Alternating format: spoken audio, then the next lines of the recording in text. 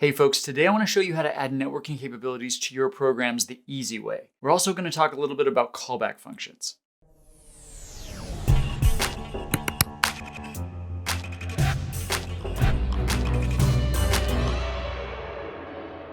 Hey, welcome back everybody. We're talking about network programming today, and today we're going to talk about doing it the easy way. I know I'm usually all about low level, really getting under the hood, looking at doing it from scratch, but not today. Because sometimes you just need to get the job done quickly. If you're looking for information about how to use sockets and do low level network programming, I do have videos about sockets, and I'm sure I'll have more future videos about sockets. Links below in the description. But sometimes you're short on time. You need your program to interact with a web server or an FTP server or a mail server somewhere. And I know you naturally want to implement these protocols from scratch, maybe using a little inline assembly, do it all yourself, bare bones, under the hood. I mean, what a great educational opportunity that would be, but sometimes you don't have a week or a month to do all this. You just need to get something working today. So today I'm going to show you how to do this using libcurl, which is a library that's available on just about any computing platform out there. Yes, even you Windows programmers, you can play too today, at least so I've been told. I didn't actually try it out on Windows, but I've heard on good authority that libcurl works on Windows, so you're in luck. Of course, we're definitely going to be getting into code today. All source code for this video and my other videos is available through Patreon. So let's jump into the code. So for today's example, we're going to start with a really simple program, and let's just say that I want it to download a web page. You'll notice that I included the curl header up here at the top. And here at the beginning, we are going to just initialize the library really quick by calling curl easy init. And down here at the end, we just want to do some cleanup. So we're going to do curl easy cleanup. Now, I told you that curl is network programming the easy way, and trust me, curl knows it's easy, or at least is trying to convince itself that it's easy. So much so, in fact, that they put the word easy in like every one of their API calls. You see it here, you see it there, which is kind of weird and a little annoying, but it's okay. It's fine. We'll just live with it. And let's come up here to the beginning and just make sure that initialization worked correctly. I've actually never seen this function fail, but apparently it can, so let's sort this out. Just be careful. Just print out a little error message here, and that should do. And we'll return failure. Okay, so this is just checking to see if for some reason curl didn't initialize. Like I said, I've never seen that actually happen, but let's be paranoid. Let's check our errors. Now, this curl pointer up here that we're using, this curl pointer, it's a pointer to this curl struct, I should say. And this is going to be a handle. It's going to serve as a handle that we're going to then use in subsequent calls to the library. So we want to keep that handy. Now, I just want to be clear. Curl can do a lot of different things. I'm not going to cover them all in this tutorial. Really, I'm just going to scratch the surface. I'll link to the curl documentation in the description so you can explore on your own. My goal today is to make you aware of this option, basically give you a sense for how curl works, how you can use it, because a lot of people don't realize it's there, but this is definitely not going to be the definitive work on curl. So the basic pattern that we're going to go through here in our program is we're going to set options, and then we're going to perform our action. Okay, so this is the basic pattern that you're going to see with curl. So the simplest example of this is we can set an option. So we're just going to call curl easy set opt. Of course, it's easy, and pass into it. We're using this curl handle. You can see that there are a lot of different options. We're going to start with the curl opt URL option. So this is just the URL option, that basically telling it the URL that we wanted to download. And let's use my personal webpage. Okay, so I'm using my personal webpage here, but this could be anything. The HTTPS at the beginning tells curl what protocol we're using. So a lot of things are automatically detected, which is what makes this so easy. And now really, this is all we need to get the very basic functionality working. Okay, so let's take this and let's just perform our action here. I'm gonna do curl easy perform. And this is going to take the current set of options and perform the request. At this point, I've just specified one option, the URL. And so by default, what it's going to do is it's going to go connect to that URL and download its contents. And just in case we have an error here, let's save the return code here. So call it result. And we're going to save basically the return code that comes back from curl easy perform. And if result is not equal to curly OK, Then we're going to print out an error message here. And we're going to use standard error here because, well, that's what standard error is for. And also because we're going to be using standard out for other things.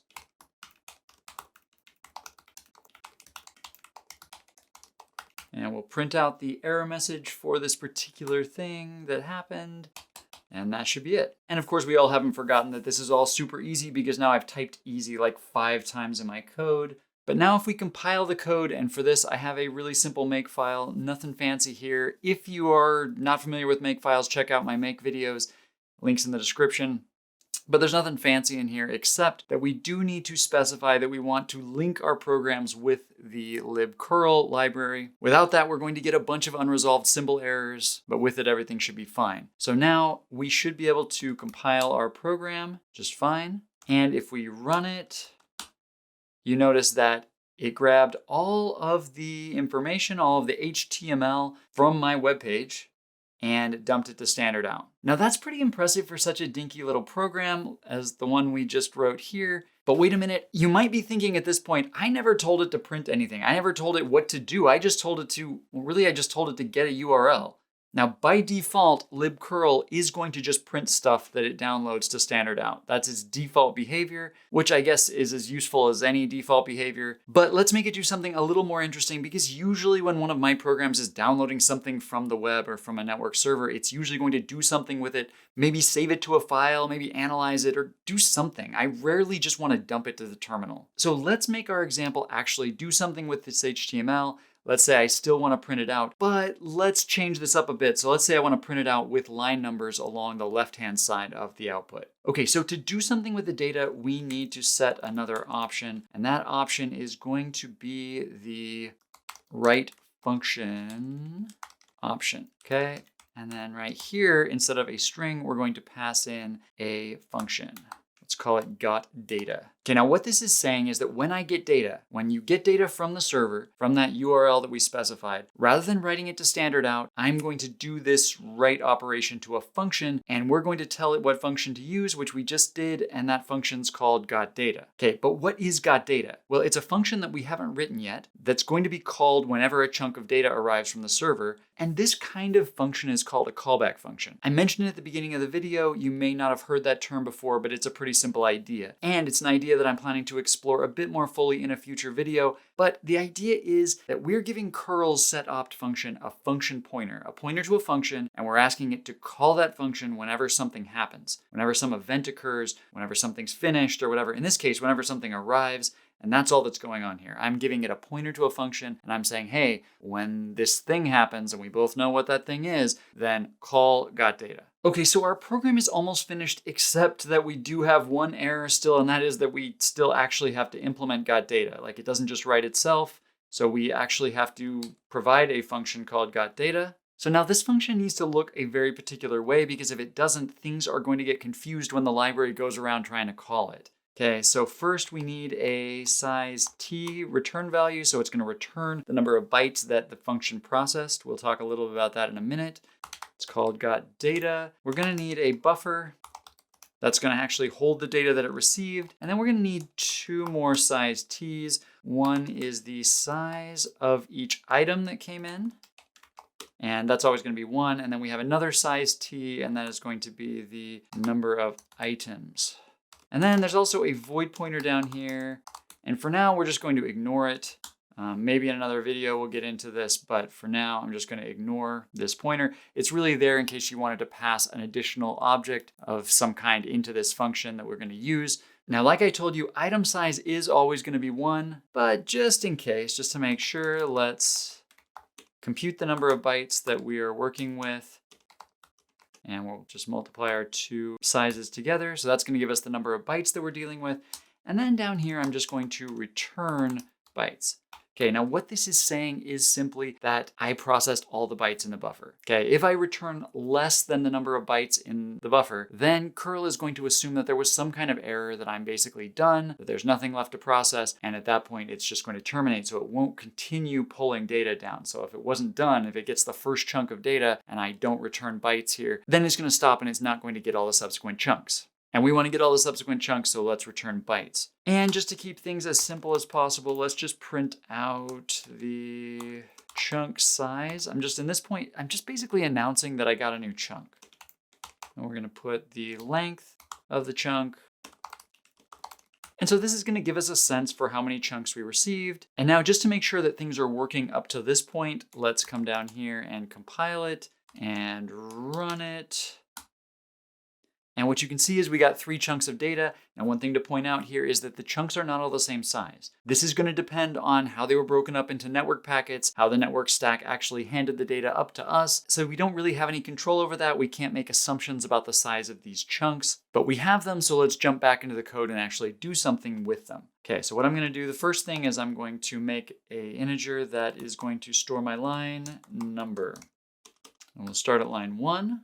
And I'm going to leave in this new chunk message just so we can actually still see the chunks. I think that's interesting. We'll be able to see that at the end. And first off, I want to just print out the first line number. We haven't really done anything, but we know we're starting with line 1. And now we can go through the data from the beginning to the end, the last byte. We're basically going in byte by byte. And for each character, we're just going to print out the character itself. So we're just going to print that character out to standard out. That's easy enough. And then because we want to get line numbers in here, what I'm going to do is I'm going to check to see if I just printed out a new line.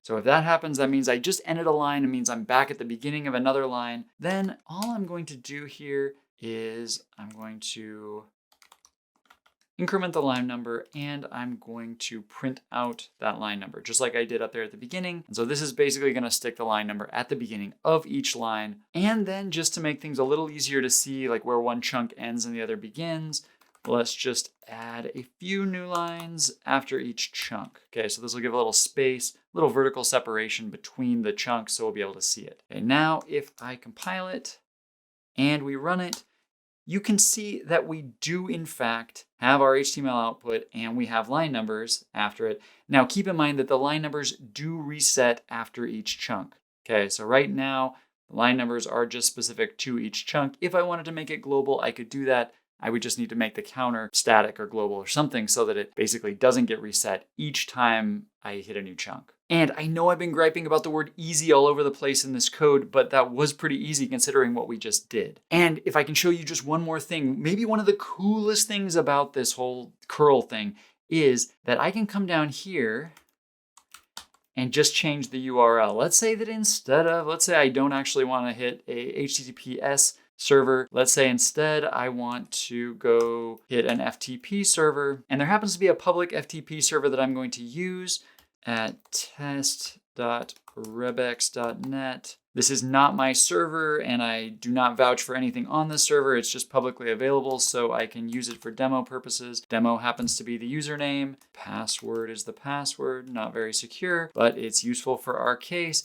And I happen to know that at least right now at time of filming, there is a readme.txt file in the root of the server. Okay, so all I did here was change the URL. I just changed the URL to an FTP URL, really simple. And now if I come back here and recompile my code and run it again, you will notice that, yes, I now am pulling down information from this FTP server using a totally different protocol, and I'm sticking line numbers in front of the text that came down. That may or may not be something you want to do, but considering that all I had to do was change the URL, that is super easy and super cool. And so that's super useful, especially when you're not doing anything fancy. You just want to use standard protocols, standard servers, and you just need to get some communication going for your programs. So like the video if it was helpful. Check out my other videos for more under the hood, especially C and low-level programming stuff. Subscribe to the channel if you don't want to miss my next video, and until then, I'll see you later.